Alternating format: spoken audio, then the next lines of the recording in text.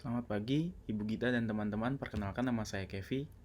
Di sini saya akan mewakili teman-teman saya untuk membuka presentasi pada siang hari ini. Kami dari kelompok 5 ingin mempresentasikan tentang bab 13, yaitu dengan judul Promotion 1, Advertising, dan Sales Promotion. Jadi pada bab ini kita akan berfokus pada iklan dan sales promotion. Nah, tapi sebelum itu, izinkan saya memperkenalkan teman-teman dalam kelompok saya. Yaitu saya akan memperkenalkan diri sekali lagi, saya Kevi Cyril Ahmad.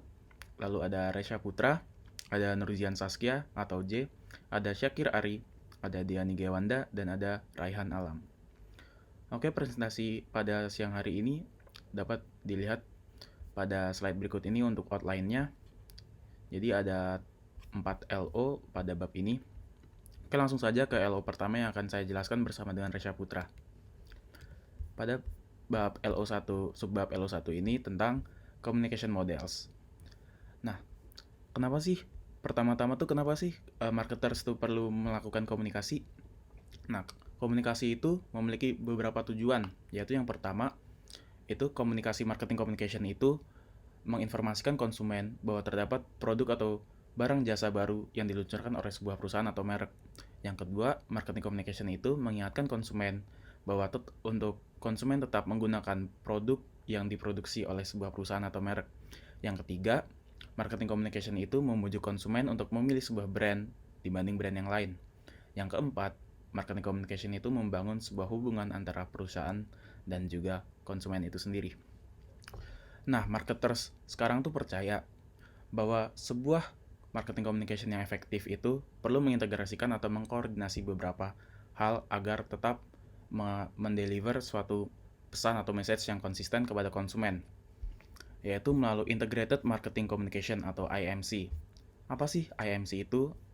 IMC adalah sebuah proses strategi bisnis yang digunakan marketers untuk merencanakan, mengembangkan, melaksanakan, dan mengevaluasi program communication merek atau brand communication program yang terkoordinasi, terstruktur, terukur, serta persuasif dari waktu ke waktu kepada audiens yang ditargetkan.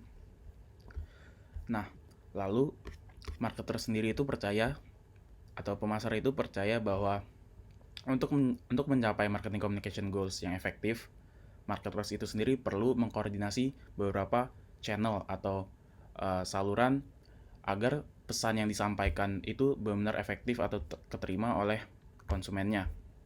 Nah, untuk itu marketers tuh perlu mengolah atau mengkoordinasi yang namanya multi-channel promotion strategi atau strategi komunikasi di mana marketers menggabungkan periklanan tradisional, promosi, dan juga public relation kepada sosial media atau buzzing online, yaitu pada zaman yang relevan pada zaman sekarang. Oke, lanjut saja. Nah, sekarang ada 3 marketing communication model. Yang paling tradisional adalah one-to-many model, di mana seorang marketers atau perusahaan itu mengirimkan pesan kepada banyak konsumen sekaligus. Nah, contohnya itu yang paling simpel itu adalah iklan di TV. Teman-teman tentu udah sering melihat misalkan contohnya iklan sirup marjan. Itu kan seorang marketers atau perusahaan tersebut menaruh iklan di TV untuk khayalak ramai kayak satu Indonesia itu menonton TV itu akan menonton iklan tersebut, yang dimana penonton tersebut akan tersampaikan pesannya yang dimaksud oleh dari perusahaan marjan tadi. Nah, selain iklan, salah satu contoh one to many itu ada public relation, ada juga sales promotion.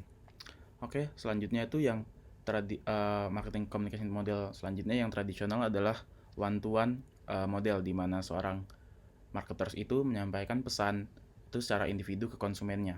Jadi kalau tadi one to many itu kan langsung secara ramai-ramai ke konsumen yang banyak sekaligus. Tapi kalau yang one to one ini secara individu atau satu-satu. Nah, beberapa contohnya itu adalah ada personal selling, direct marketing, dan database marketing. Nah, database marketing ini adalah sebuah praktis di mana marketers itu menggunakan database dari konsumennya, misalkan nama, email address, atau phone number, itu untuk dimana marketers nanti dapat menyampaikan pesan atau marketing message untuk para konsumen. Misalkan teman-teman dapat lihat mungkin di email teman-teman tuh ada eh, iklan-iklan ya dari perusahaan-perusahaan atau brand yang teman-teman tuh pernah input tuh datanya ke perusahaan-perusahaan atau brand-brand tersebut lewat website biasanya. Nah, itu adalah salah satu bentuk database marketing. Nah, namun pada zaman sekarang tuh yang paling relevan itu adalah many to many models, di mana sekarang tuh agen pemasar tuh bukan marketers lagi, tapi kita sebagai konsumen. Nah, kenapa? Karena pada zaman sekarang tuh terdapat yang namanya sosial media. Itu adalah suatu platform yang sangat kuat yang perlu dimanfaatkan oleh marketers. Nah, di many to many model ini ada konsep yang dinamanya word of mouth communication, di mana sekarang tuh kita sebagai konsumen yang menyampaikan informasi atau menyediakan informasi kepada konsumen lain. Kan kalau yang di one to many dan one to one itu kan menyampaikan informasi kan marketer itu sendiri. Nah, kalau many to many itu kita sebagai konsumen. Nah, contohnya itu adalah misalkan kalau teman-teman tuh pertama kali datang ke kafe kantin FE, itu kan biasanya teman-teman tuh kalau saya pribadi tuh saya nggak langsung milih ke tempat, misalkan saya nggak langsung milih nasi goreng atau mungkin milih ayam goreng. Saya biasanya itu waktu dulu saya tuh nanya ke mentor OPK saya, kak ini kak mana sih di kafe itu yang enak, mana sih ininya makanannya yang paling the best istilahnya. Nah, lalu misalkan mentor saya jawab, oh paling enak sih nasi gila. Oke, gara-gara itu saya ingin coba tuh nasi gila. Nah, itu kan salah satu bentuk word of mouth communication, di mana yang nge-provide information tuh bukan penjual nasi gilanya, tapi mentor OPK saya, di mana mentor OPK saya itu adalah seorang konsumen juga. Nah, oleh karena itu yang paling relevan pada dunia sekarang itu yang many to many models. Terlebih sekarang tuh melewati sosial media, komunikasi tuh jauh lebih gampang antara sama masyarakat, di mana sama masyarakat ini adalah konteksnya konsumen dan konsumen.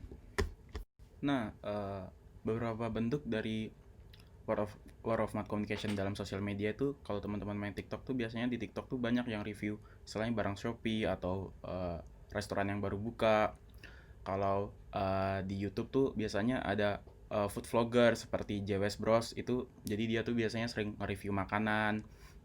Nah, itu kan jadi JWS Bros ini istilahnya meng-provide informasi mengenai produknya itu ke konsumen, ke masyarakat yang menonton video tersebut. Itu merupakan salah satu bentuk word of communication melalui sosial media. Oke, lanjut sekarang ke communication model. Apa sih communication model itu? Communication model itu adalah proses di mana meaning atau pesan ditransfer melalui source atau sumber ke receiver atau penerima, biasanya konsumen. Nah, pada gambar ini itu terdapat 6 elemen dari communication model, dan secara gambaran umum prosesnya adalah source sumber itu membentuk sebuah pesan yang ingin disampaikan kepada receiver melalui sebuah medium. Namun dalam proses itu terdapat noise, dan juga setelah pesan tersebut tersampaikan kepada receiver, maka receiver tersebut akan memberikan feedback kepada source. Kita akan membahas 6 elemen tersebut satu persatu dan dimulai dari source atau sumber. Nah, dalam catatan sebenarnya sumber ini tidak harus sebuah perusahaan atau merek. Kita sebagai konsumen itu juga dapat merupakan sebuah sumber, di mana sumber ini itu menggenerate idea yang disampaikan kepada receiver atau konsumen. Namun dalam menyampaikan idea tersebut tidak langsung blok dikasih ke receiver, karena nanti kalau kita langsung ngasih blok ke receiver, itu receiver atau penerima itu nggak paham, atau istilahnya nggak relevan lah, nggak relate sama idea yang kita beri. Oleh karena itu kita perlu meng-translate-nya ke dalam bentuk physical form. Proses translate ini dinamakan encoding. Nah, setelah ditranslate, itu physical formnya dapat berbagai bentuk, dapat advertising, video, foto, sales promotion, dan lain-lain. Nah, contohnya itu kalau teman-teman ingat dulu itu Rinso itu ingin generate idea berupa berani kotor itu baik. Nah, kalau idea ini itu langsung dikasih ke receiver, otomatis konsumen tuh nggak paham maksudnya apa.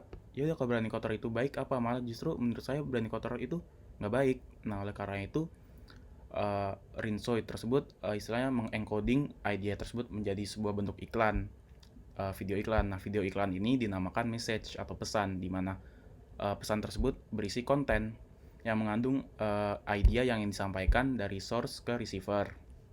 Nah, pesan ini harusnya berisi informasi atau bujukan yang benar-benar ingin disampaikan dari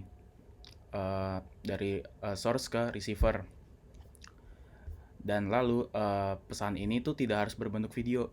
dapat berupa iklan, sales promotion, dan bahkan komentar kita di sosial media itu merupakan salah satu bentuk message atau pesan di mana kita sebagai konsumen itu source-nya.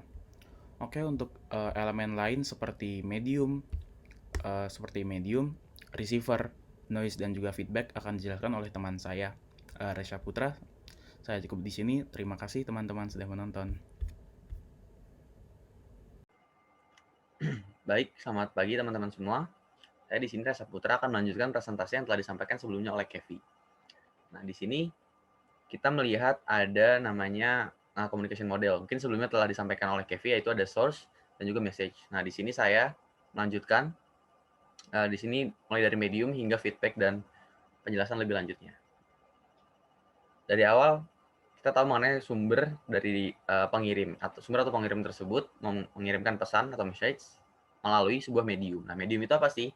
Medium adalah sebuah kendaraan komunikasi yang penumpangnya atau yaitu sebuah pesan yang ditransmisikan ke audiens yang dituju. Nah, audiens ini dapat berupa organisasi atau individu yang menerima dan menafsirkan pesan tersebut atau dinamakan receiver. Nah, pada kali ini receiver kita adalah sebuah konsumen. Nah, setelah pesan yang didapatkan oleh konsumen melalui medium atau medianya itu dapat berupa koran, iklan di televisi, di radio, billboard, direct email, ataupun word of mouth. Nah, pesan-pesan tersebut di-encode atau ditafsirkan oleh konsumer dan dipahami. Setelah dipahami, diberikan feedback kepada source pemberinya itu kepada company atau individual yang memberikan. Nah, feedbacknya itu dapat berupa purchase of data, terus product awareness, dan juga brand loyalty. Nah, dari berjalannya communication model ini, ada hal yang dapat mengganggu keefektifan ataupun berjalannya communication model ini. Nah, hal tersebut dinamakan noise. Nah, dilihat dari panah yang ada, noise bisa mengarahkan di mana saja gitu. Bisa di-encoding, decoding, ataupun di saat pemberian feedback. Karena noise sendiri adalah sebuah hal ataupun sebuah upaya yang dapat mengganggu atau menginterfere berjalannya penyampaian pesan dan penerimaan pesan, atau bahkan dapat menghambat berjalannya pesan tersebut. Nah, selanjutnya adalah traditional promotion mix. Nah, traditional promotion mix ini berasal dari 4Ps yang ada di marketing mix. Nah, dari 4 marketing mix, yaitu salah satunya adalah promotion. Nah, promotion mix ini adalah atau promotion bauran ini merujuk kepada elemen komunikasi yang dapat dikontrol ataupun dapat diolah oleh marketers. Nah, hal itu ada apa aja sih? Simpelnya adalah itu pertama ada advertising atau iklan, lalu ada personal selling, sales promotion, public relation, dan juga ada direct marketing. Nah, dari semuanya ini dapat diurutkan dari yang paling bisa dikontrol hingga yang paling tidak bisa. Nah, di presentasi kali ini dapat dilihat dari extent of market control over communication. Yang paling tinggi adalah advertising, karena advertising sendiri dikontrol penuh konten ataupun data yang ingin disampaikan oleh marketers kepada medium yang menyampaikan pesan tersebut. Lalu ada sales promotion, lalu ada personal selling, dilanjut direct marketing, public relation, hingga yang terakhir adalah word of mouth. Kenapa word of mouth paling rendah? Kalau word of mouth adalah sebuah omongan mulut ke mulut atau sebuah transmisi komunikasi many to many yang telah disampaikan sebelumnya oleh Kevin. Nah, selanjutnya saya akan membahas mengenai mass communication, the one to many model. Pertama itu adalah advertising. Nah, advertising itu apa sih? Advertising adalah sebuah pengiklan atau hal yang paling banyak diketahui oleh masyarakat. Nah, advertising ini sendiri merupakan salah satu elemen promotional mix, di mana iklan adalah sebuah program yang paling banyak mencakup konsumen dengan skala yang paling luas dalam suatu waktu, dan dapat menciptakan ataupun memperkuat identitas ataupun ciri khas dari sebuah merek ataupun brand.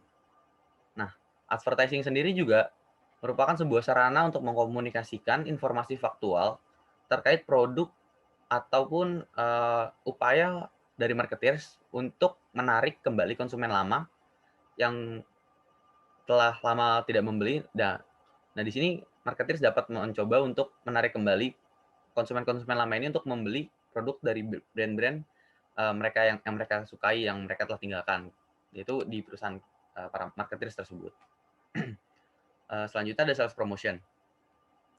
Nah, sales promotion ini adalah sebuah program yang dirancang secara khusus untuk membangun minat pembeli pada sebuah produk selama periode tertentu. Nah, bentuk dari sales promotion ini biasanya adalah pengumpulan kupon ataupun membeli produk secara dengan kuantitas tertentu ataupun promosi-promosi lainnya yang bertujuan untuk merangsang ataupun menstimulasi aksi cepat untuk membeli dari konsumen terhadap sebuah produk. Nah, sales promotion ini tidak diciptakan untuk membangun loyalitas jangka panjang, sehingga memang bertujuan ataupun dirancang untuk memberikan stimulasi secara cepat terhadap konsumen untuk membeli produk pada waktu tertentu. Nah, selanjutnya adalah public relation. Public relation sendiri adalah atau kita sebut PR secara singkatnya, adalah sebuah divisi yang ataupun sebuah kegiatan yang bertujuan untuk menyampaikan atau mempertahankan citra baik ataupun positif dari perusahaan, bahkan sebuah brand juga. Nah, citranya ini yang ingin disampaikan kepada dan dipertahankan kepada siapa sih? Nah, citra dan publik dari brand ataupun perusahaan ini dipertahankan kepada mata publik. Nah, publik itu sendiri terdiri dari shareholder atau pemegang saham, lalu ada konsumen, serta ada government ataupun pemerintah.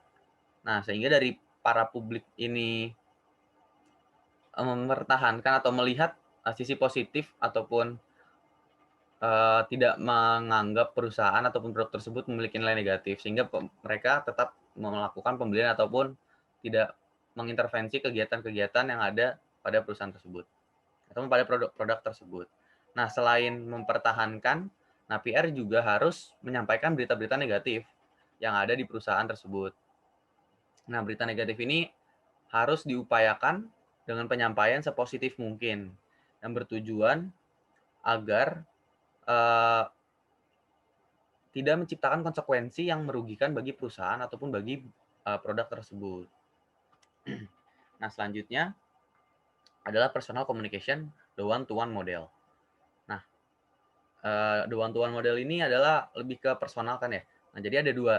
Di sini ada direct marketing dan personal selling. Nah, direct marketing itu apa sih? Direct marketing adalah sebuah interaksi antara representasi dari perusahaan ataupun perusahaan itu sendiri kepada konsumen atau customer yang bisa berupa bertemu secara langsung dalam by person atau by call, by phone, by email, atau bahkan interaktif computer link. Nah, di sini selanjutnya ada personal selling. Nah, personal selling ini adalah dapat dikenal sebagai upaya jual beli secara langsung face to face dengan person dan juga personal seller atau salesman yang berusaha untuk meyakinkan customer untuk membeli produknya.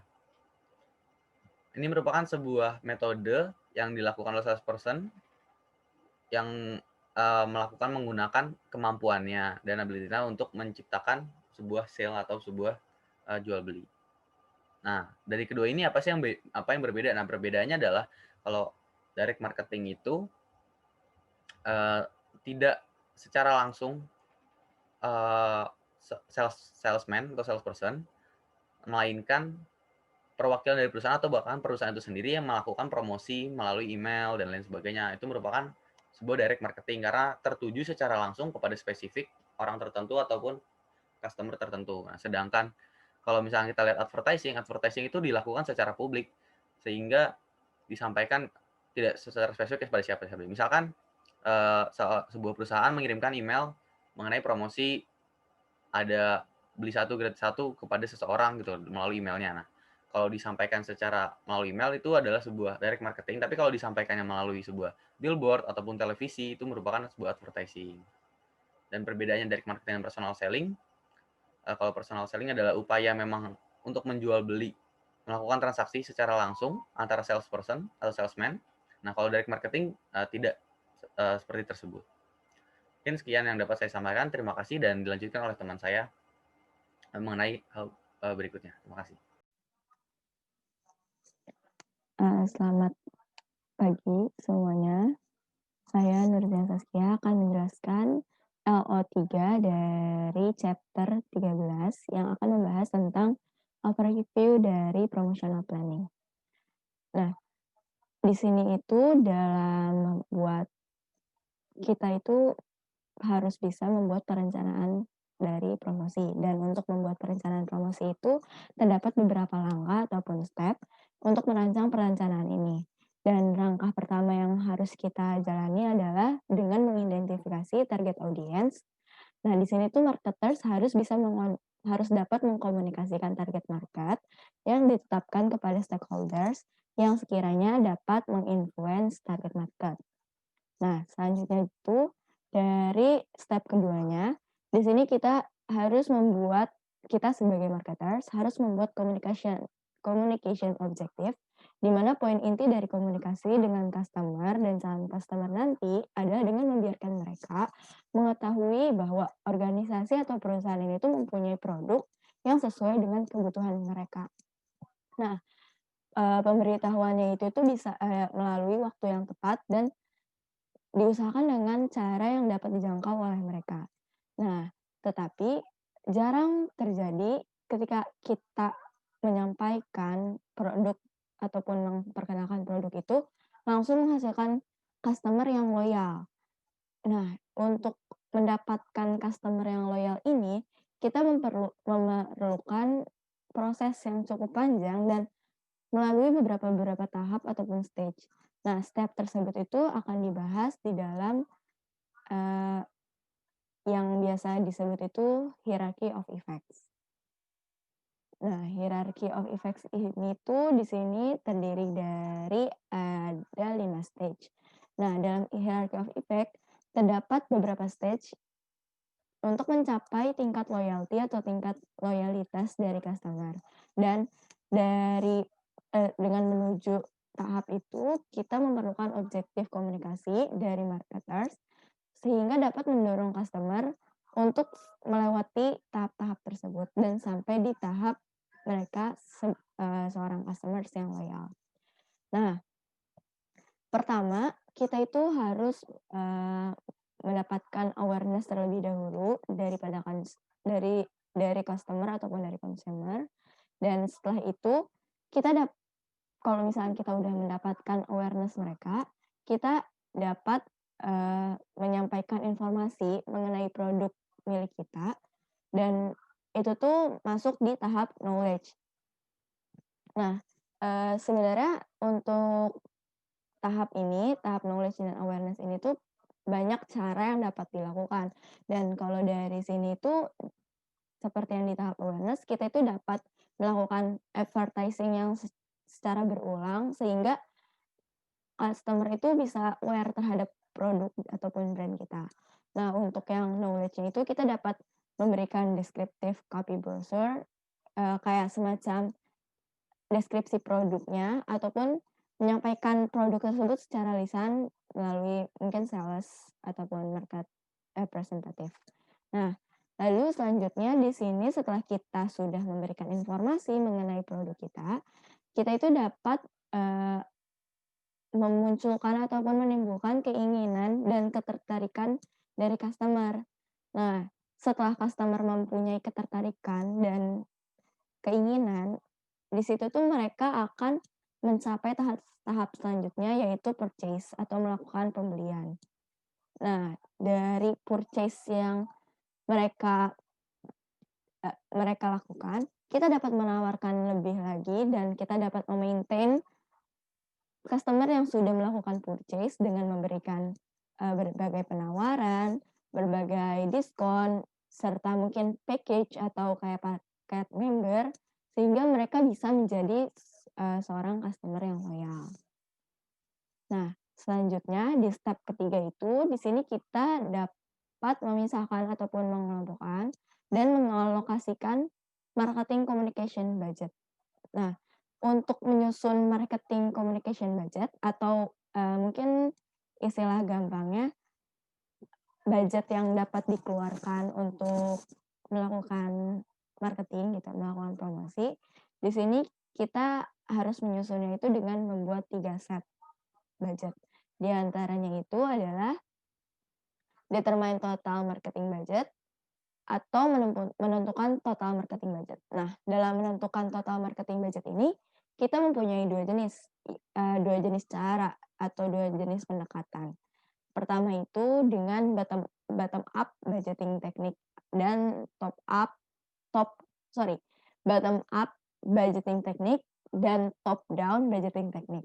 Dalam pendekatan bottom up, perusahaan di sini tuh mendefinisikan untuk yang pertama mengenai spesifik dari communication goals yang diharapkan, dan setelah itu mencoba menganalisis promosi seperti apa nih yang bisa mencapai goals tersebut.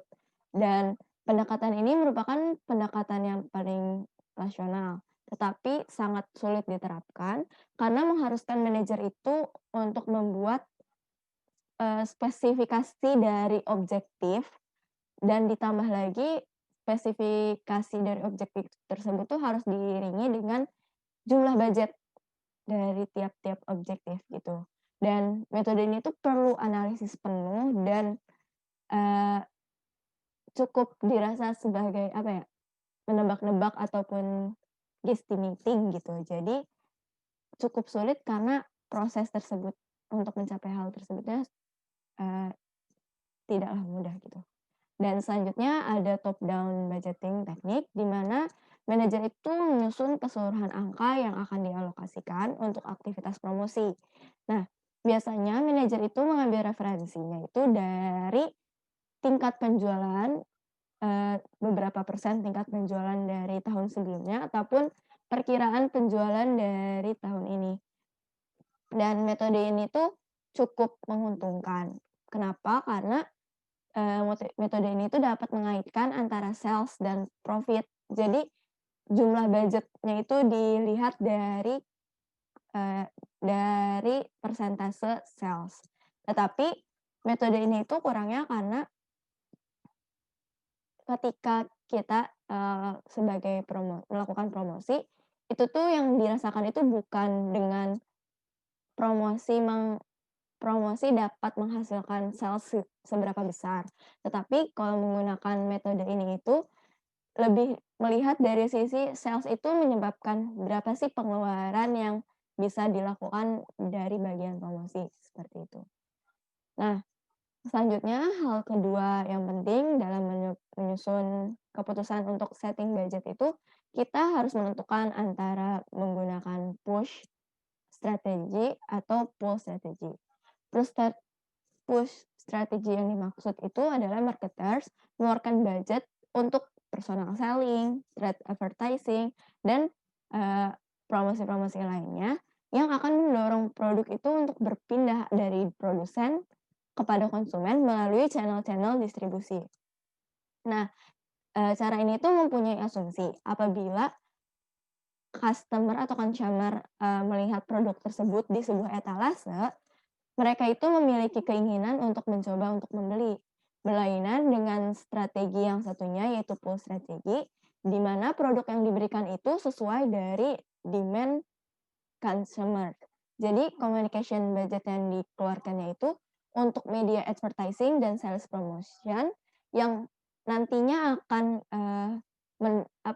akan menciptakan jumlah permintaan dari consumer, dan selanjutnya kita baru mengeluarkan produk sesuai dari jumlah permintaan tersebut, seperti itu.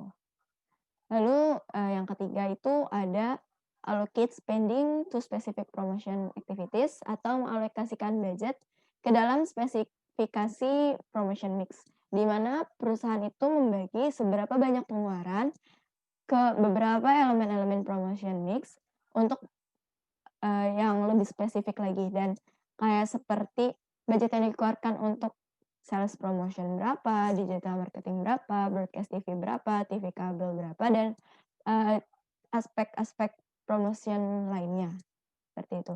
Dan ketiga tahapan ini tuh baru bisa menentukan marketing communication budget yang dapat dikeluarkan itu seberapa.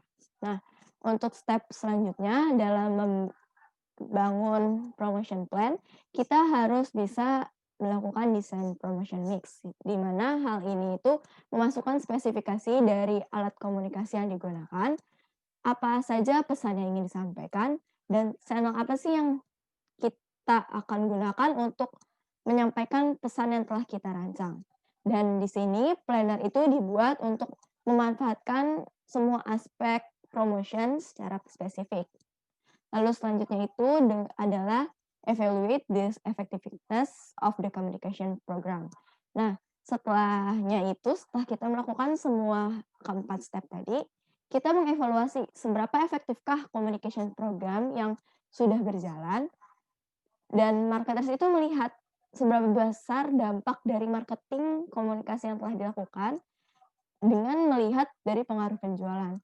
Apakah eh, apakah step-step tersebut, plan-plan tersebut yang sudah dirancang itu berpengaruh sangat besar kepada penjualan atau pengaruhnya ternyata tidak sebesar itu. Seperti itu. Lalu selanjutnya, selain melalui step perencanaan promosi yang tadi telah dijelaskan, dari 5 step itu kita juga harus bisa mengetahui dan memanfaatkan multi-channel yang ada untuk melakukan promotional strategies. Dan di mana marketers itu dapat mengkombinasikan beragam strategi promosi menjadi satu hal dan melakukan promosi tersebut melalui aktivitas sosial media. Karena dari melakukan promosi melalui multi-channel ini, kita itu mendapatkan beberapa keuntungan. Di antaranya itu, kita dapat menambah efektivitas dibandingkan hanya menggunakan satu strategi saja, seperti misalkan hanya menggunakan offline atau menggunakan offline. Hanya menggunakan online ataupun offline saja. Tapi dengan menggunakan multi channel ini kita bisa mengkombinasikan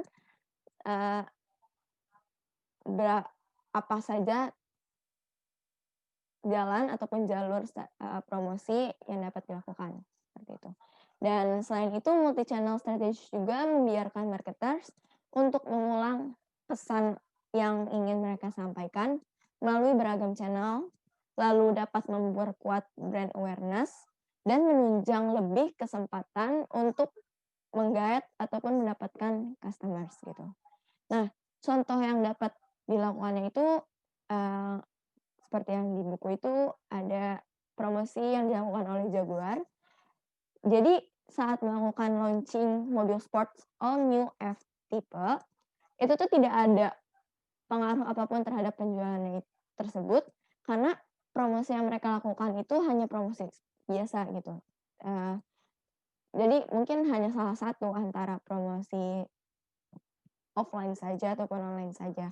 Tetapi ketika mereka menggunakan multi-channel promosi, seperti dengan menampilkan iklan di TV menjadi partner salah satu series di USA Network yang memperlihatkan feature car, lalu menjadi sponsor di salah satu episode Sports Center, itu tuh lebih memberikan dampak ataupun efek bagi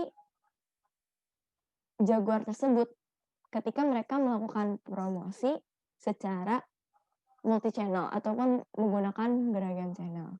Jadi dampak yang didapatkan itu lebih terasa. Sekian dari saya, terima kasih.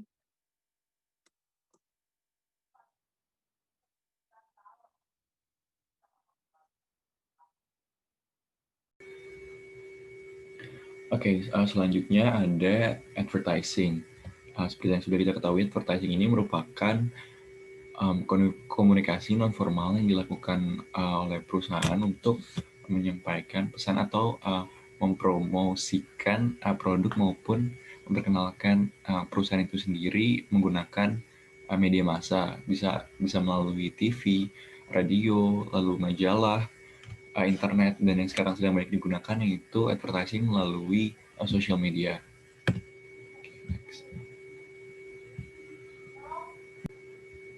Oke, tipe advertising ini yang pertama ada product advertising. Ini seperti kebanyakan advertising atau pengiklanan, yaitu pengiklanan yang pesannya ini difokuskan untuk tentang produk ataupun jasa yang dimiliki oleh perusahaan itu.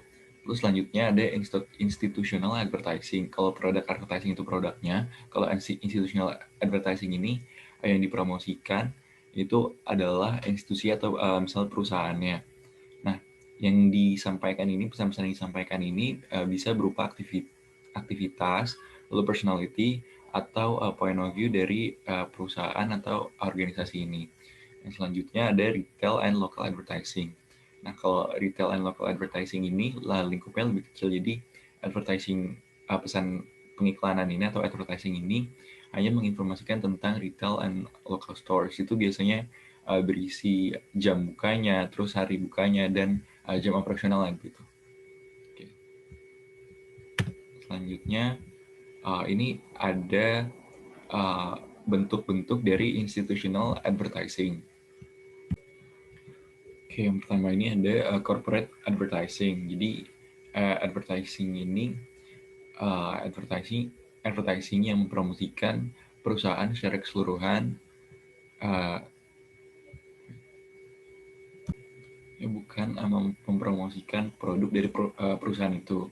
Biasanya kita melihat corporate advertising ini biasanya banyak di acara-acara dan kadang di TV juga ada, itu dalam bentuk company profile gitu.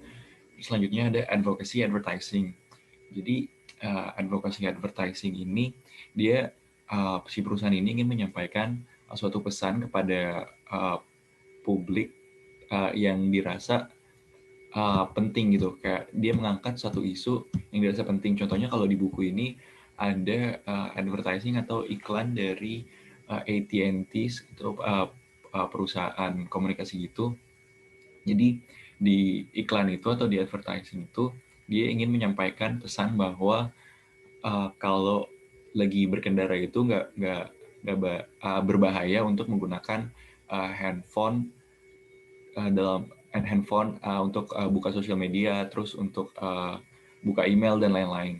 Di iklan itu si AT&T sini nunjukin kalau misalnya dia buka atau menggunakan handphone ketika lagi berkendara itu bisa menyebabkan kecelakaan itu, dan itu fatal akibatnya. Terus yang terakhir dari institutional advertising ini ada public service advertisement atau iklan layanan masyarakat.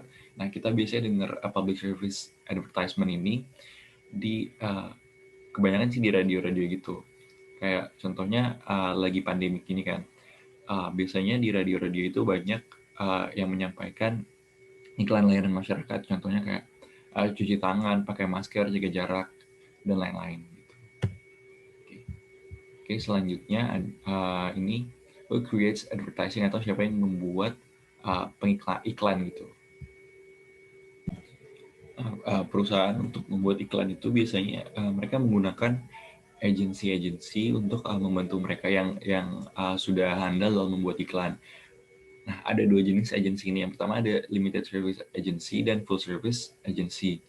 Jadi yang limited ini tentunya dari namanya dia hanya memprovide atau menyediakan satu atau beberapa service yang terspesialisasi. Contohnya ini media buying atau creative development. Nah, kalau yang full service agency ini dia membuat iklannya itu dari awal sampai akhir, mulai dari research, terus membuat iklan itu sendiri sampai membuat pesan dari iklan itu. Jadi perusahaan hanya menyampaikan inti-intinya saja begitu.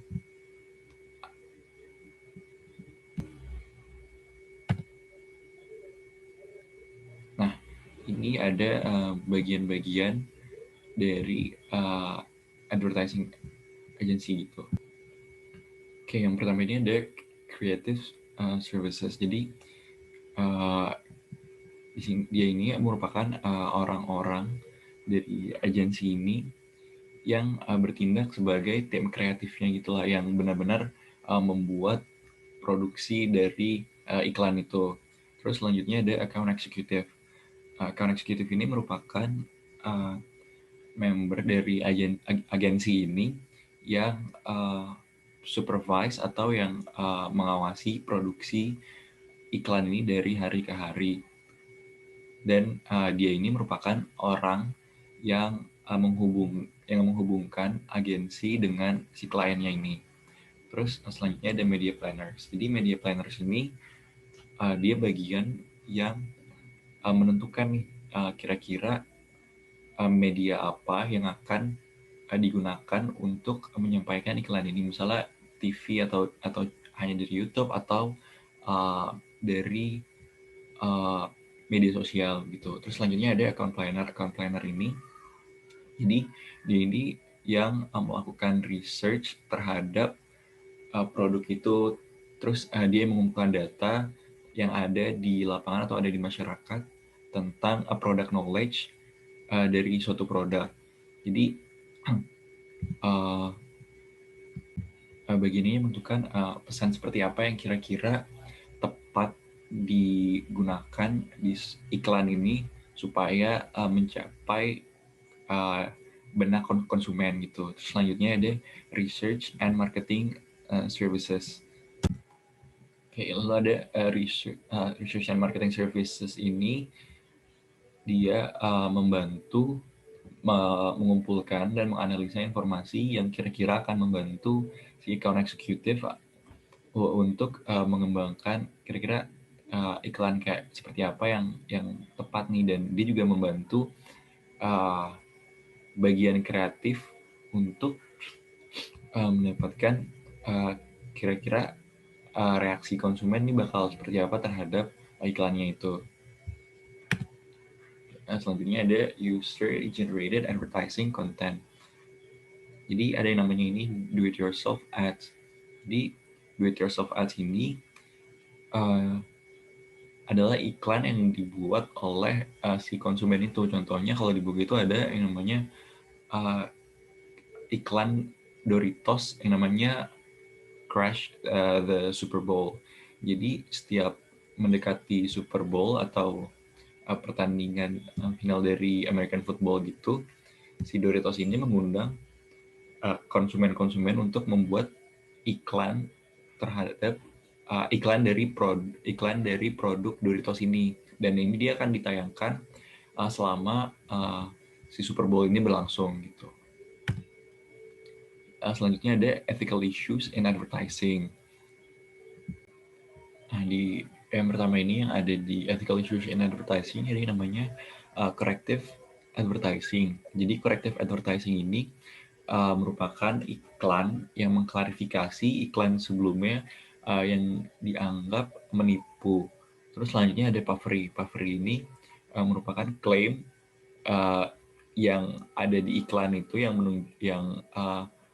mengatakan atau menunjukkan kalau suatu produk itu memiliki satu superioritas yang sebenarnya nggak bisa dibuktikan kalau itu dia benar atau salah.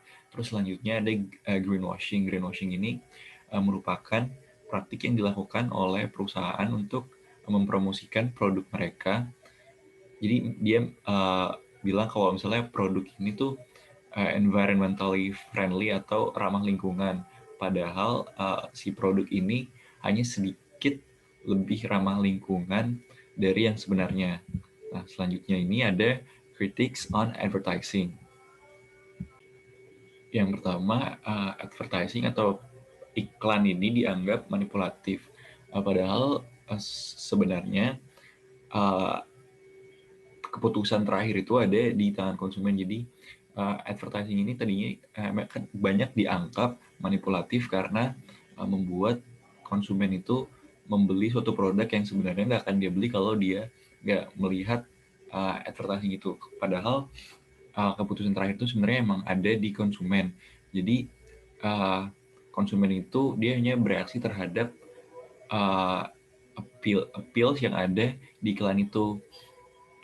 Dan jadi advertising itu sebenarnya nggak bisa dibilang manipulatif. Terus yang kedua ini advertising dianggap menipu dan tidak jujur. Mungkin memang ada 1-2 kasus dari iklan yang memang menipu, maksudnya yang ditunjukkan itu tidak sesuai dengan apa yang diiklan. Jadi informasi atau kegunaan produk itu misalnya tidak sesuai dengan apa yang ada di iklan. Padahal sebenarnya untuk membuat iklan itu hal yang harus diperhatikan adalah iklan tersebut harus jujur dan berdasarkan kenyataan itu. Selanjutnya, advertising dianggap ofensif dan in a bad taste. Maksudnya mungkin advertising atau suatu iklan dianggap ofensif oleh beberapa orang karena misalnya di iklan tersebut dia menggunakan humor yang sebenarnya tidak ingin menyinggung tapi dianggap menyinggung oleh sebagian orang gitu. Terus yang terakhir, advertising causes people to buy things they don't really need. Nah, sebenarnya balik lagi karena iklan atau advertising itu tujuannya kan memang untuk membuat orang membeli suatu produk, tapi kalau emang produk itu tidak dibutuhkan, pasti kan gini, jadi orang itu sebenarnya kan dia hanya bereaksi terhadap iklan tersebut. Jadi kalau emang misalnya dia menganggap sesuatu itu tidak dibutuhkan oleh dia, pastinya kalau dia rasional dia tidak akan membeli produk tersebut. Selanjutnya akan dijelaskan oleh teman saya. Dilanjutkan oleh teman saya. Saya Diani, saya akan menjelaskan mengenai develop the advertising campaign. Nah, di sini ada 6 step. Yang pertama itu understand the target audience, yang kedua itu establish message and budget objectives, yang ketiga create the ads, yang keempat do a pre-test, yang kelima choose the media types and schedule, dan yang terakhir itu evaluate the advertising. Nah, untuk step yang pertama, understand the target audience, di sini tuh marketers harus mengerti audiensnya untuk hal yang mereka suka dan tidak mereka suka. Hal ini harus mereka lakukan agar dapat melakukan komunikasi dengan audiensnya dengan baik dalam menciptakan suatu pesan yang nantinya akan dimengerti dan direspons dengan baik oleh para audiensnya. Pengertian ini bisa mereka peroleh dari research atau penelitian. Lalu di understand the target, di step ini ada yang disebut paper gaze. Itu adalah metode baru untuk tagihan terhadap advertisers atau pengiklan berupa pembayaran untuk setiap satu orang yang melihat iklan mereka secara online. Nah, paper gaze ini masuk ke dalam step ini karena untuk bisa ditagih dengan metode ini, para advertisers juga harus mengenal audiensnya agar tidak salah sasaran untuk produk yang akan mereka iklankan. Lalu untuk step yang kedua, establish message and budget objectives. Nah, di sini untuk message objectives sendiri dibagi menjadi 3. Yang pertama itu inform, yaitu advertising itu harus membuat customers-nya tahu mengenai features apa yang ada di suatu produk dan bagaimana cara menggunakannya. Terus yang kedua itu adalah persuade. Ini dimana suatu advertisement itu membujuk para customer-nya untuk lebih menyukai brand ini dibanding brand yang lain dalam hal kompetisi juga gitu.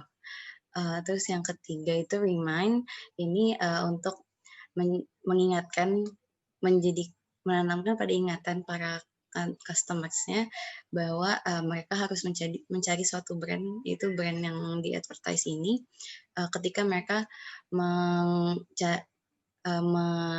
mencoba untuk mencari sesuatu yang mereka butuhkan. Lalu yang kedua itu ada budget objectives. Ini mengalokasikan communication budget untuk advertising yang didasarkan oleh berapa banyak budget mereka dan tipe advertising seperti apa yang mereka mampu. Nah, untuk menentukan budget objectives ini ada 2. Yang pertama itu percentage of sales dan yang kedua itu objective task methods. Lalu step ketiga, create the ads. Ini bagi menjadi dua, ada dua hal, yaitu creative strategy dan yang kedua creative brief. Nah, untuk creative strategy ini adalah proses memberikan arahan dan inspirasi mengenai yang nantinya akan mengubah suatu konsep menjadi advertisement. Creative strategy ini adalah hal pertama yang dilakukan oleh tim kreatif suatu perusahaan karena untuk melakukan suatu untuk menciptakan suatu advertisement diperlukan informasi dan inspirasi tertentu yang membuat suatu advertisement itu akan strateginya matang gitu. Lalu yang kedua itu ada creative brief. Ini adalah summary rangkuman ringkasan tertulis dari suatu creative strategy yang nantinya akan dijadikan suatu guideline atau petunjuk dalam melakukan marketing communication program. Nah, creative brief ini nantinya akan membantu tim untuk menemukan big idea atau ide besar dari advertising mereka. Nah, dalam step ini ada 4 creative element. Yang pertama itu appeals, yang kedua execution formats, yang ketiga tonality, dan yang terakhir itu creative tactics and techniques. Nah, untuk creative element yang pertama itu advertising appeals atau daya tarik dari advertising. Nah, di sini yang secara umumnya itu ada informational dan emotional, lalu ada lagi reminding advertising dan teaser or mystery advertising. Untuk yang pertama informational ini daya tariknya didapat dari unique selling proposition, yaitu memberikan informasi yang jelas dan keyakinan kepada konsumen bahwa produk ini tuh lebih baik daripada produk yang lain untuk menyelesaikan suatu masalah. Lalu yang kedua itu ada emosional. Ini daya tarik berupa produk akan memberikan social benefit kepada konsumen seperti berupa safety atau rasa aman, love, excitement, pleasure, respect, ataupun approval. Terus yang ketiga itu reminding advertising, yaitu menanamkan brand pada pikiran orang-orang yang meyakinkan masyarakat orang-orang untuk membeli suatu produk. Terus yang terakhir itu teaser or mystery advertising. Ini advertising yang menciptakan rasa penasaran dan interest atau ketertarikan terhadap ad campaign kampanye advertising selanjutnya tanpa menyebutkan produk itu. Terus yang kedua dari creative elements itu execution format, yaitu struktur dasar dari sebuah pesan yang ingin disampaikan. Ada 6. Yang pertama itu comparison atau perbandingan. Nah, di sini advertising dibuat dalam bentuk membandingkan suatu produk dengan produk yang lain secara eksplisit dengan menyebutkan nama brand dari kompetitornya. Terus yang kedua itu demonstrasi suatu produk yang membuktikan bahwa suatu produk itu sesuai dengan klaim si perusahaannya. Terus si brandnya. Terus yang ketiga itu ada storytelling. Ini biasanya berupa commercial movies dalam 30 detik yang ada plot atau jalan ceritanya yang involve si produknya itu sendiri. Biasanya storytelling ini nggak secara gamblang ngomongin tentang produk, tapi lebih ke ada jalan ceritanya gitu, seperti namanya juga. Terus yang keempat, testimonial. Ini statement dari kayak experts, terus selebriti ataupun orang-orang random yang mengkonsumsi si produknya, memberikan statement atas effectiveness atau khasiat-khasiat si produk yang mau di-advertise ini. Terus yang kelima ada slice of life, ini scene yang didramatisasi berupa everyday life atau kehidupan sehari-hari. Nah, biasanya ads yang kayak gini cocok untuk produk-produk seperti pasta gigi, sampo, kayak gitu-gitu yang digunakan sehari-hari. Terus yang terakhir itu lifestyle, itu produknya dijadikan suatu part dari scene-nya, kayak si produknya ini bisa menciptakan suatu lifestyle kalau si orang membeli produk tersebut, kayak skateboard atau ya hal-hal seperti itu sih. Terus yang ketiga dari creative elements itu tonality, yaitu mood atau sikap yang ingin disampaikan oleh suatu advertising. Nah, dibagi menjadi 6. Yang pertama itu straightforward. Ini mempresent informasi secara gamblang. Ads dibuat sejelas mungkin dan langsung to the point gitu kalau untuk di straightforward ini. Terus yang kedua itu humor. Advertising dibumbui oleh humor atau guyonan. Nah, humor ini bisa menjadi tricky karena bisa jadi ada lelucon tertentu yang bisa jadi lucu untuk beberapa orang, tapi jadi sensitif dan bahkan aneh untuk orang-orang yang lain gitu. Nah, selain itu juga bisa si humor ini justru lebih menonjol daripada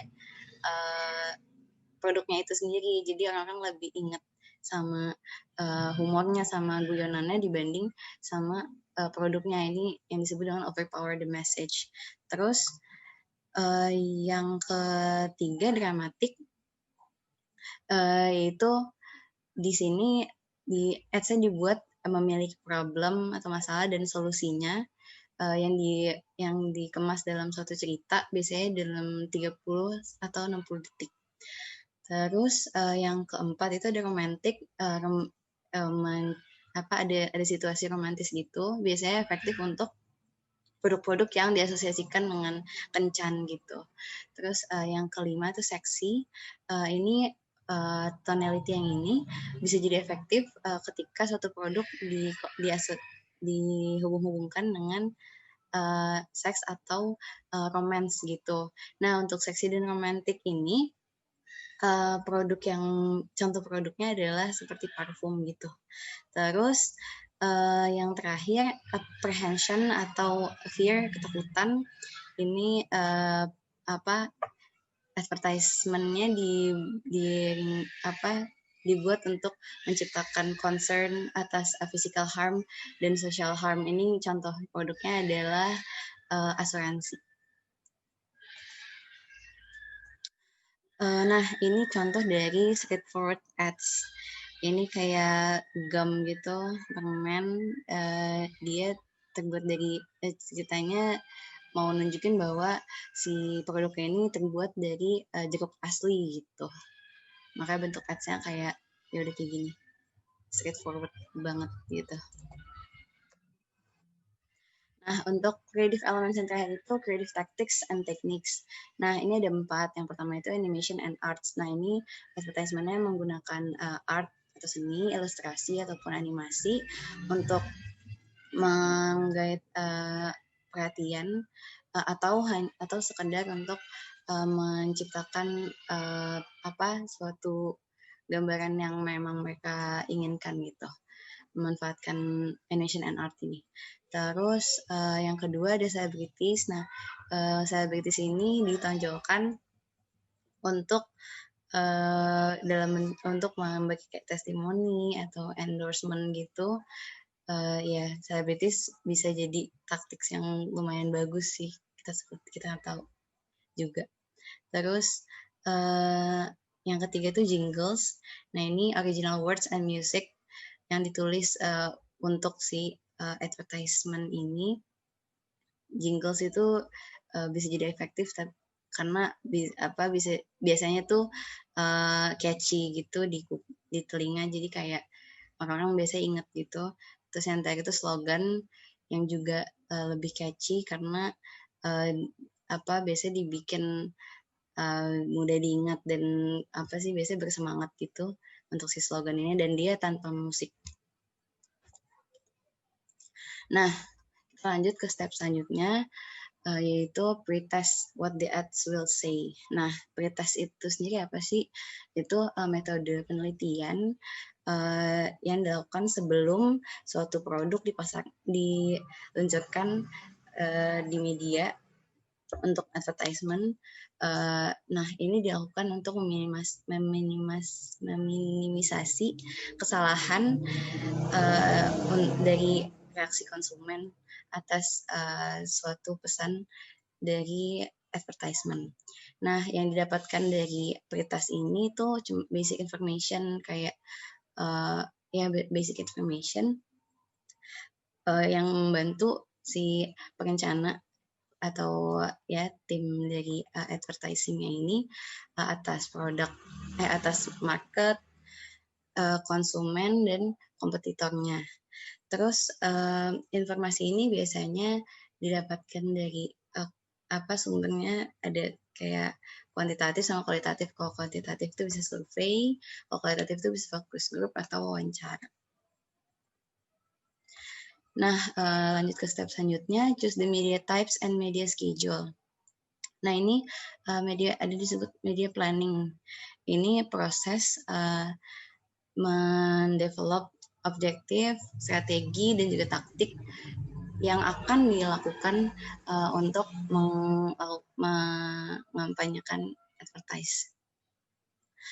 Nah, ada beberapa macam media types: TV, radio, newspapers, magazine, directories, out-of-home media, internet website, place-based media, branded entertainment, ad for gaming, dan mobile phones. Nah, media types ini bagi menjadi beberapa macam. Yang pertama itu traditional mass media, itu ada TV, newspapers, radio, dan magazines. Nah, media massa yang tradisional ini untuk sekarang ini agak cukup meredup karena sudah beralih ke digital dan online. Jadi tapi masih ada advertisement yang dilakukan di TV, radio, newspapers, dan magazines. Cuman dirasa agak lebih kurang efektif karena sekarang orang lebih sering ngelihat HP dan internet gitu kan. Nah, untuk TV sendiri itu bentuk advertisement-nya tuh ya iklan yang kita biasa tonton gitu sih. Terus kalau newspapers, kolom-kolom yang ada di newspapers itu bisa lebih baik karena bisa include informasi-informasi tertentu yang agak sulit kalau di-deliver dalam bentuk video di TV gitu.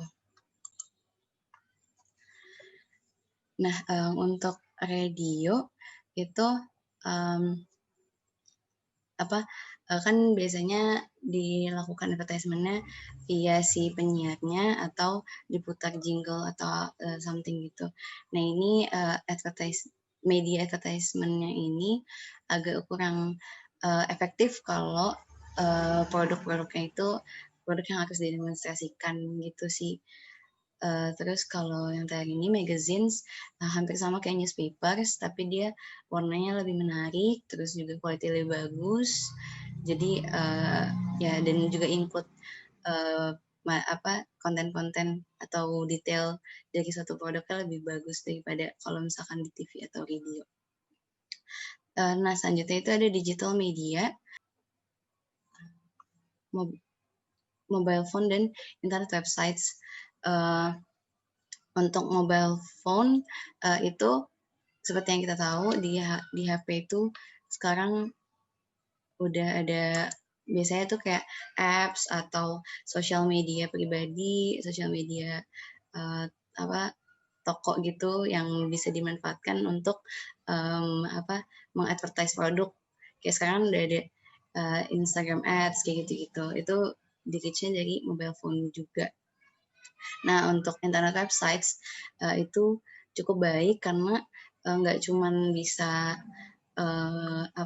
reach nggak cuman bisa advertise doang, tapi juga bisa langsung purchasing gitu kan internet websites itu sekarang.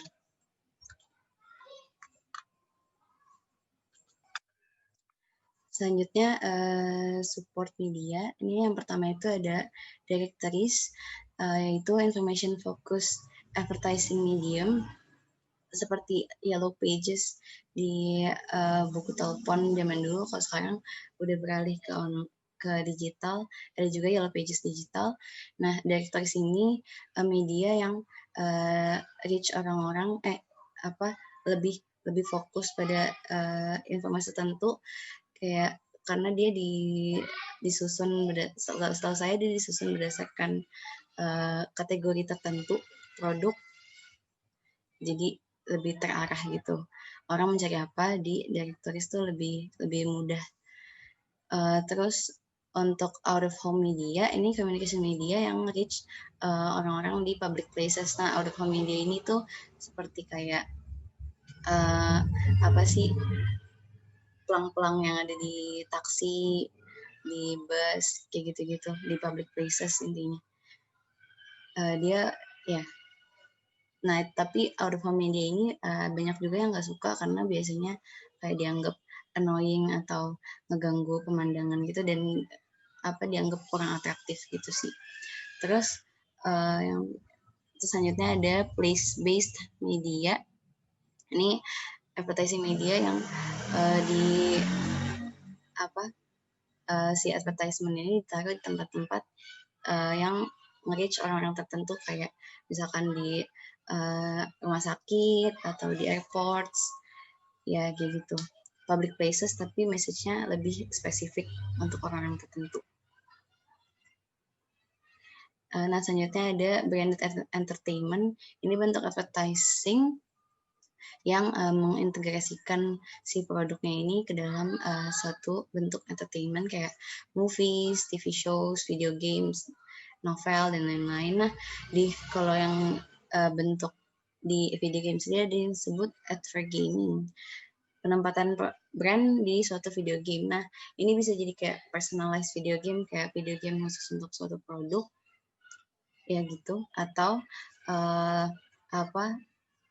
mesti bentuk advertisement lain di dalam suatu video games gitu sih. Advergaming ini istilah baru untuk itu.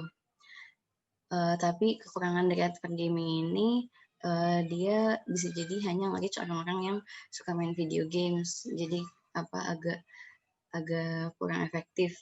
Tapi orang yang main video games kan biasanya untuk waktu yang cukup lama, dan bisa jadi ngelihat ads ini mereka bisa jadi tertanam gitu di ingatan mereka gitu. Jadi pilihan gitu sih. Nah, si branded entertainment ini kalau untuk di movies, TV shows kita sudah tahu juga kayak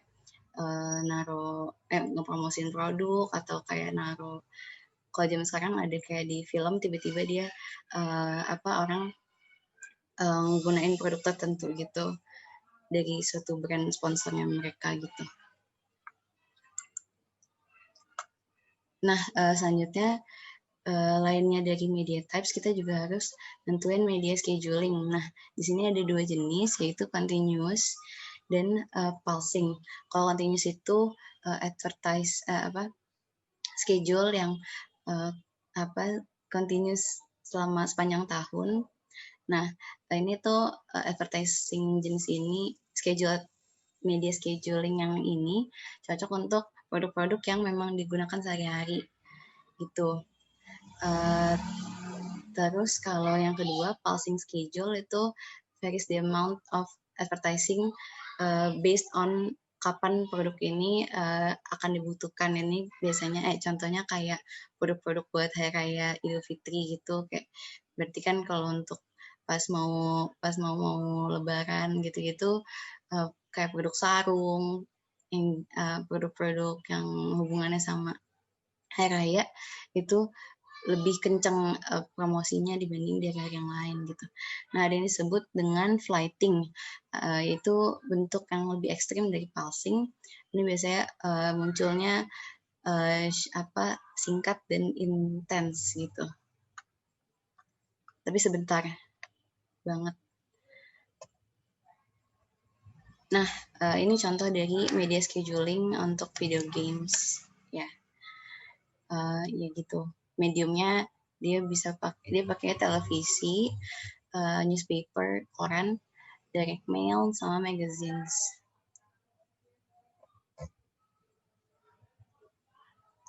Nah, untuk step terakhir dari develop ini ya adalah evaluate the advertising.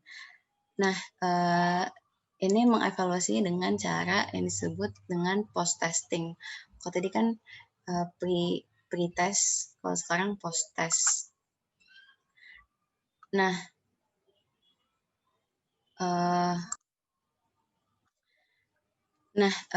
di step ini ada 3 bentuk. Yang pertama itu unaided recall.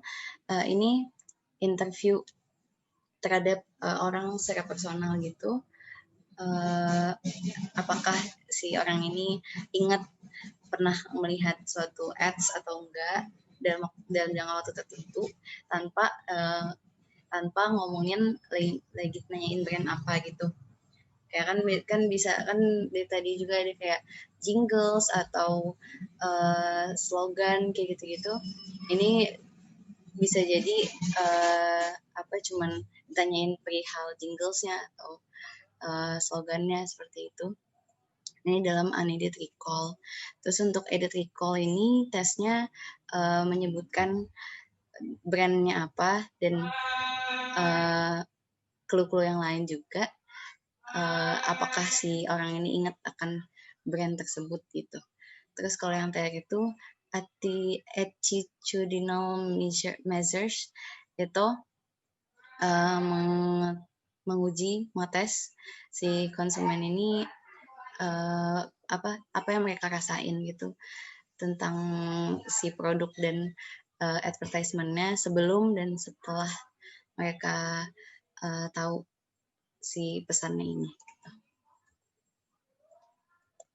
Sekian dari saya. Selanjutnya akan dilanjutkan oleh teman saya. Selanjutnya kita membahas topik 5 yaitu sales promotion. Bersama Syakir Ari akan membahas apa itu sales promotion. Sales promotion adalah program yang direncanakan untuk membentuk keterkaitan atau keinginan untuk membeli produk dalam kurun waktu tertentu. Sales promotion terbagi menjadi 2, yaitu consumer sales promotion dan trade sales promotion untuk pasar B2B. Pertama kita akan membahas sales promotion directed towards konsumen. Pertama ada price base atau berbasis harga. Pertama ada kupon, yaitu merupakan sertifikat untuk mendapatkan potongan harga pada produk tertentu. Seringkali dengan tanggal kadaluarsa digunakan untuk mendorong uji coba produk. Contoh ini cukup banyak ya, kayak misal ketika saya ingin ke salah satu restoran cepat saji gitu, katakanlah Burger King gitu. Sekarang kan kupon bisa berbentuk digital. Nah kalau kita add line official dari Burger King gitu, kita dapat kupon gitu. Nah di situ ada tertera tanggal kadaluarsanya. Nah itu bisa kita tukarkan ketika kita ke Burger King untuk mendapatkan diskon pada produk-produk tertentu. Kemudian ada price off, yaitu paket bertanda khusus menawarkan produk dengan harga diskon. Price off ini contohnya itu, karena ini dipaket-paketkan itu, contohnya mungkin di department store seperti Matahari, itu kan dia ada kayak satu kotak khusus gitu, berisi baju-baju, terus ada tulisan 50%. Nah itu memang baju-baju tersebut dipaketkan khusus di kotak tersebut, merupakan baju yang dipotong harganya sebesar 50%. Kemudian ada rebates, yaitu pembeli menerima pengurangan uang tunai saat mereka menyerahkan bukti pembelian.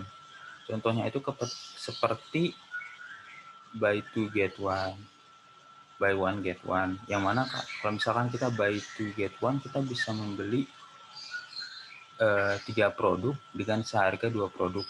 Nah, yang mana kita harus menyerahkan bukti pembelian kita dulu bahwa kita akan membeli 2 produk.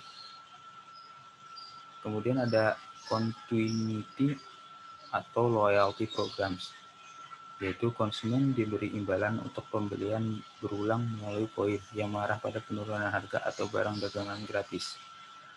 Contohnya itu saya dulu pernah kayak ke Alfamart itu. Nah, kalau di Alfamart kalau kita setelah belanja sebesar 50.000 itu kita akan mendapatkan satu stem. Nah, jika stemnya sudah terkumpul, itu kita bisa ditukarkan menjadi satu barang secara gratis tertentu ataupun potongan harga pada produk-produk tertentu. Kemudian ada special bonus packs, itu jumlah tambahan produk diberikan saat pembelian yang mana itu memberi penghargaan kepada pengguna. Ini contohnya yang paling sering sekarang tuh kayak ketika kita membeli suatu produk apa gitu. Nah, berhadiah masker itu merupakan special bonus pack. Jadi maskernya itu merupakan hadiah tambahan gitu. Kemudian ada attention getting consumer, yang menarik atensi dari konsumer. Pertama ada premi, yaitu seorang konsumen mendapatkan hadiah gratis atau barang berbiaya rendah ketika suatu produk dibeli, yang bertujuan memperkuat citra produk dan memberi penghargaan kepada pengguna. Contohnya itu, kalau contoh dari buku, ada kayak suatu merek produk kosmetik itu di Amerika, yang mana kalau kita sudah beli sebesar $20, itu mereka akan memberikan barang dari produk mereka yang paling rendah secara gratis kepada kita. Selanjutnya ada contest sweepstakes, yaitu menawarkan kesempatan kepada konsumen untuk memenangkan uang tunai atau barang dagangan. Pemenang undian ditentukan secara kebetulan. Kontes membutuhkan beberapa aktivitas kompetitif seperti permainan atau keterampilan. Jadi ini tuh ada kayak berbentuk undian gitu. Undian kayak sering kita temui juga sih, kayak kalau kita beli produk tertentu terus kayak dapat undian, bisa memenangkan hadiah motor diundi, hadiah mobil diundi, hadiah umroh diundi gitu. Nah, kalau kontes itu seperti ini pernah juga ya di FE waktu itu di Selasar itu ada promosi dari Nutribus kalau nggak salah. Itu tuh dia tuh menawarkan kayak jika kita bermain permainan mereka, dia tuh kayak harus ngayuh sepeda gitu. Nah, ketika kita mengayuh sepeda, nanti kalau udah mencapai level-level tertentu, itu akan dapat promo-promo tertentu dari Nutribus, bisa berupa barang merchandise-nya ataupun diskon pada produk Nutribusnya sendiri. Kemudian ada sampel, yaitu mendistribusikan produk dengan ukuran yang terbatas kepada konsumen. Ini tuh sering terjadi ya, kayak kalau kita ke toko-toko kue atau ke supermarket itu kan kayak ada sampel tuh, semacam tester. Jadi kayak kita bisa nyobain tuh, oh seperti ini rasanya, tapi dalam ukuran yang terbatas, kayak sampel kue ya satu buah kue aja kita boleh makan, kita cobain untuk merasakan produk tersebut. Selanjutnya ini ada yang sales promotion untuk ke B2B consumer. Pertama tuh ada allowance, discounts, and deals. Jadi pengecer atau pelanggan organisasi lainnya menerima diskon untuk pembelian kuantitas atau memberikan bantuan merchandising khusus. Jadi seringkali kayak pengecer itu diberikan diskon untuk produknya ataupun diberikan merchandise khusus gitu loh, sebagai pengecer dari produsen. Selanjutnya ada co-op advertising, itu produsen membayar sebagian dari biaya periklanan oleh pengecer yang menampilkan produk produsen dalam iklan mereka. Nah, ini tuh semacam bentuk iklan tapi patungan gitu antara pengecer, retailer dengan produsennya. Jadi dia patungan untuk membiayai suatu iklan. Kemudian ada trade show, itu banyak pabrik memamerkan produk mereka kepada peserta. Jadi ini lebih ke acara pameran produk-produk gitu. Kemudian ada promosional produk, yaitu sebuah perusahaan membangun kesadaran dan memperkuat citranya dengan memberikan premium dengan namanya di atasnya. Ini tuh maksudnya dengan nama di atas itu merek dari produk tersebut. Contohnya nanti ada di slide selanjutnya, sama ada point of purchase display, itu pameran di dalam toko menarik perhatian konsumen, banyak pajangan, tempat pembelian juga melayani fungsi merchandising. Contohnya seperti apa sih? Nah, ini contoh tadi point of purchase display. Kayak kan ada display-display ini nih.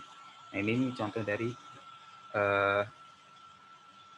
purchasing of merupakan contoh dari POP display. Kemudian ada contoh promosional produk. Nah, jadi untuk menambahkan kesan premium, kadang kan di produk-produk mahal gitu, kan sering ditambahin logo dari produk mereka itu untuk memberikan kesan premium terhadap produk mereka. Tambah logo di sini. Selanjutnya ada insentif program, yaitu hadiah yang ditawarkan kepada karyawan yang memenuhi tujuan penjualan yang ditentukan sebelumnya atau yang kinerja baik selama periode tertentu. Jadi itu lebih ke reward gitu terhadap karyawan yang misal telah melewati target-target tertentu atau dia berhasil gitu menjual barang paling banyak, itu nanti dikasih hadiahnya dari perusahaan. Ada push money, itu jenis program intensif tertentu di mana staf penjualan diberi bonus untuk menjual produk produsen tertentu. Itu contohnya seperti kayak misal kita berhasil sales mobil gitu. Kalau dia berhasil menjual satu mobil, dia tuh dapat uang senilai berapa gitu. Yang mana itu merupakan push money dari perusahaan, insentif dari perusahaan kalau dia berhasil menjual satu buah mobil. Oke, terima kasih. Sekian dari saya. Wassalamualaikum warahmatullahi wabarakatuh.